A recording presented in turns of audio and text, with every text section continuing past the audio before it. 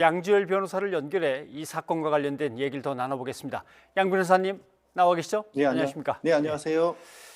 입양모에게 살인죄를 적용해야 한다는 목소리가 계속 커지고 있습니다.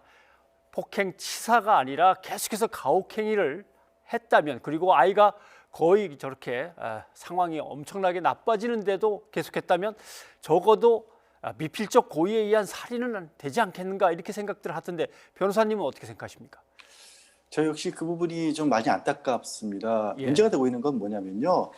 거듭되고 있는, 반복되고 있는 폭행이 있었는데도 불구하고 그중에 어떤 결정적인, 그러니까 생명을 앗을 정도의 폭행이 없었다면 예. 그 아이의 목숨을 뺏을 만한 의도가 있었느냐를 가지고 법적으로 다퉈지는 게 저는 문제라고 보는데요. 네. 물론 이번에도 뭐 검찰이 그 부검 의견을 다시 재검토를 해서 말씀드린 바와 같이 어떤 정말 특별한 아주 강한 어떤 폭행 같은 것들이 있었느냐를 따져보겠다고 했지만, 그 이전에 반복적이고 지속적으로 여러 차례 이루어지는 폭행, 특히 아이를 향한 이런 폭행이 있다라면 우리가 지금 법을 좀 다르게 해석을 해야 되는 게 아니냐. 어른들에게 상습적으로 폭행을 가하는 것과 이 진짜 뭐 이제 갓 한 살이 넘은 16개월 아이가 지금 9개월, 10개월부터 지속적으로 폭행을 당했다고 한다면 그거를 일반적인 어떤 반복된 폭행에 의한 학대와는 전혀 다르게 봐야 하는 게 아닌가 하는 생각이 듭니다. 예. 이번 사건을 심리하는 남부지방법원에는 벌써 500건 넘는 진정서가 접수됐다고 합니다. 어떤 판결을 내리는데 물론 기준되는 법이 있지만 여기서 상황이 딱하니 봐줘야 될 요인들이 있을 거고 더 엄중하게 처벌해야 될 요인들이 있는데, 진정서가 많으면 더 엄중하게 처벌할 요인으로 해당이 됩니까? 이게 뭐 법적인 요인이라고 딱 정해져 있다기보다는요. 우리가 이제 법 역시 법이라는 게 다른 게 아니지 않습니까? 국민들이 예. 어떤 상황에서 어떤 식으로 처벌한다는 것을 국회의원들을 대신해서 만들어 놓은 게 법이잖아요. 별도로 존재하는 게 결코 아니지 않습니까? 여론이 그만큼이나 나쁘다라는 것은 이게 어떤 여론 재판의 의미가 아니라 이 상한 정도라면 사회적 공감대가 이미 굉장히 강력한 처벌이 필요한 정도의 상황이다라는 것을 재판부로 하여금도 그게 인정할 수밖에 없게끔 만드는 그런 효과가 있죠. 이게 무슨 정치적인 사건도 아니고 정말 어린 생명의 죽음에 책임을 묻는 부분이기 때문에 예. 양형에 영향을 어느 정도 미칠 수밖에 없는 그런 상황이라고 봅니다. 네, 국민들이 안타까워하는 게 3번에 걸쳐서 아동학대 의심 신고가 접수가 됐다는데, 그래서 그중에서 9월 23일이죠. 아동학대 의심 신고를 직접 했던 소아과 전문의가 언론 인터뷰를 한 게 있는데 한번 잠깐 같이 들어보고 다시 얘기를 나누죠. 그러니까 9월 23일 날 어린이집 원장님께서 오랜만에 이제 등원을 한 정인이 상태가 너무 안 좋아 보인다고 하시면서 저희 병원에 데리고 오셨고요. 예. 그 2달 전과 비교해서 너무 그 차이나게 영양 상태나 전신 상태가 정말 불량해 뭐 어떤 어른들로 치면 자포자기랄까 그런 그 아이한테 그런 얘기를 써도 될지 모르겠지만 예. 그런 느낌을 좀 받았었습니다. 아동학대를 하실 분처럼 보이지는 않았었습니다. 네, 아동학대는 사실 아닐 가능성이 99%라 하더라도 네. 사실일 가능성 그 1%에 더 무게를 두고 접근해야 하는 그런 사안인 것 같고요. 네. 그 어린 아기가 아예 절망해서 생을 포기한 것처럼 보였다, 자포자기한 것처럼 보였다는 대목이 참 아픕니다만은, 아무튼 이 의사 선생님 말씀은 양부모가 그렇게 학대를 할 사람처럼 안 보였다라고 하는 이제 얘기가 있는데, 이게 물론 그게 이제 재판 과정에서도 어떻게 뭐 변론이 시작될지 모르겠습니다만은 감추고 있던 성격이 갑자기 폭발적으로 드러나는 건지 아니면 본래 좀 잔혹한 성격으로 계속 괴롭힌 건지, 양부모에 대한 이런저런 얘기들이 상당히 보도가 많이 되고 있는데 변호사님은 어떻게 보십니까? 그래서 이 부분은 이제 이미 뭐 수사도 있고 재판 과정에서 아마 별도의 프로파일링 같은 것도 필요하지 않을까 싶습니다만은 이게 바깥으로 보여지는 모습과 실제 내부에서 행동하는 것과 특히 가정 문제에서만큼은 굉장히 다른 경우가 많거든요. 뭐 이 부분은 뭐 추측일 수밖에 없는 상황이지만 내부에서 가정 폭력 같은 것들이 반복되는 경우에 심각한 경우는 이런 사례도 있습니다. 그러니까 실제로 어떤 뭐 공감 능력이라든가 아이의 아픔이라든가 이런 것들을 느끼지는 잘 못하지만 예. 바깥으로 보여주는 어떤 행동들, 가족의 모습을 그려내기 위해서 이게 연극을 하듯이 자신들의 모습을 바깥으로 보여주는 그런 정도의 사례들도 있거든요. 예. 그래서 만약에 최악의 경우 양보가 둘 다 그런 사람들이었다라면 제가 왜 이런 말씀까지 드리냐면 정인이가 받았던 어떤 학대나 이런 부분들이 이게 어떤 정상적인 그 어떤 마음을 가지고 있는 그 사람들이라면 도저히 할 수 없는 일을 반복해 왔거든요. 그래서 이렇게까지도 말씀을 드립니다. 바깥에 보여주는 모습은 전부 연기가 아니었나 하는 생각까지 들 정도입니다. 네. 소아과 의사 선생님께서 한 말씀 중에 아동 학대 문제는 1%라도 뭔가 가능성이 있으면 그건 다시 확인하고 뭔가 조치를 취해야 되는데라는 그 말씀이 참 와 닿습니다.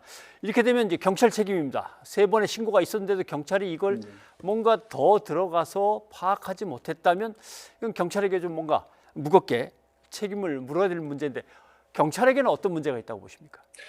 지금 이 부분을 경찰에서도 명백하게 간과를 했다라고밖에 볼 수는 없긴 합니다만, 그러나 여기 단순하게 그냥 경찰관이 소홀히 했다라고 보기 어려운 과정들이 또 있더라고요. 이것도 설명하기가 참 어려운 부분인데, 아동복지 전문기관과 연결이 돼 있고요. 이 경찰분들도 또 아동복지, 아동보호, 아동학대를 전담으로 맡으신 분들이다. 물론 다른 업무도 같이 하시지만, 그리고 그런 분들이 아동복지 전문기관의 의견을 청취해서 이 신고에 대해서 처리를 결정을 했고, 또 그 과정에서 다른 소아과 전문의의 얘기도 들었거든요. 그럼에도 불구하고 아이를 분리해내지 못했던 겁니다. 아동학대는 예. 사실 인지하지 못했고, 이거는 단순하게 그냥 소홀했다거나 게을렀다라고 볼 수 있는 상황이 아니라 뭔가 지금 제도적으로 구조적으로 흠결이 있다라고밖에 볼 수가 없어요. 지금 왜냐하면 아동복지 전문기관에서 그 아이를 상담하고 면담했던 상담까지는 이제 상태를 살펴봤는데도 불구하고 경찰에는 분리하지 않는 쪽으로 이 권고를 했다라는 게, 이게 경찰도 분명히 놓친 부분이 있겠지만 제도적으로도 저는 분명히 개선점이 있지 않을까. 특히 어떤 부분에 신경을 써야 되냐면, 아까 이게 소아과 전문의사 분께서 1%의 가능성이 있더라도 막아야 되는데, 지금의 기준은 아무래도 처벌이라든가 이런 걸 염두에 두고 생각을 하게 되면 뭔가 명확한 물증, 증거가 있어야 강제수사를 들어가고 증거가 있어야 아이를 분리시키고 이런 쪽에 좀 집중될 가능성이 좀 있거든요. 예. 그거는 가정학대, 가정폭력, 특히 아동학대에 있어서만큼은 절대로 있어서는 안 될 어떤 가정이라고 저는 봅니다. 이게 예방에 어떻게든 초점을 두는 방법을 찾아야지, 법적으로 근거를 따지고 이게 강제수사를 할 수 있는 상황인지 근거를 가지고 들어가야 되고 이러면 이미 늦은 거거든요. 아동학대에 있어서는. 예. 아무튼 경찰 같은 경우도 지금 지적하신 그런 부분에 애로사항이 있다고 흔히 얘기를 합니다. 아이를 부모로부터 떼놔야 되는 것에 대해서 뭔가 좀 더 분명한, 경찰로서는 이제 힘을 가질 수 있는 법적인 어떤 근거라든가 이런 것들이 있으면 좋은데, 막상 가서 부모가 아이를 끌어안고 울면서 안 내놓겠다고 하면 경찰이 강제로 그걸 막 잡아 뜯을 수도 없는 것이고 예. 상당히 애로사항이 있는 것 같은데, 이런 것들은 뭔가 정책이나 법안으로 해서 다 보완이 돼야 되겠죠. 그렇죠. 특히 이 권한을 어떻게 보면 지금 사실 이 경찰분이라든가 검찰이나 법원에서 이런 부분들을 중점적으로 관리하는 부분은 한계가 분명히 있을 수밖에 없거든요. 예. 왜냐하면 말씀드린 것처럼 사후에 문제가 발생을 했을 때 그 부분들을 어떻게 처벌할 것이냐에 조금 더 중점이 두어져 있을 수밖에 없는 그런 조직들 아니겠습니까? 경찰도 그렇고 검찰도 그렇고 법원도 그렇고.